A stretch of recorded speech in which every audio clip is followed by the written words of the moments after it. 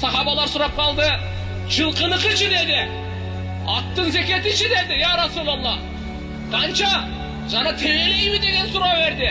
Пайгамбарыбыз айтты, аттан зекет деп айткан жок. Бербей койсо тебелейт деп айткан жок.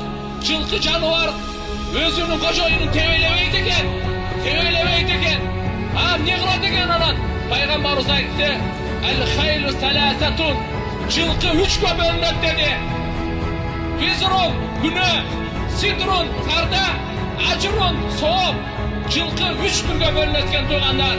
Биринчиси күнөө болот экен, эгерде текебердик менен башкаларды басмырлоо менен эгерде жылкы бага турган болсо, бул күнөө эле болот экен. Экинчи ситир деп бул парда дейт. Бул кандай? Жылкыны багып атасыз, буга сарптап атасыз, расход кылып атасыз, жем, чөп, суу карап атасыз. Эгерде ушу карап аткан адам бирөөгө мингизип койсо, бирөө сураганда берип турса жылкысын, анда парда болот экен.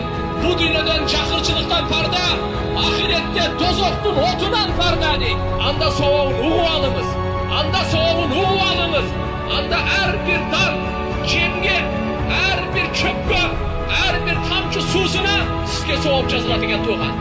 Bunu Peygamberimiz aytatan, şu çılkının özünün, bırakı tezeye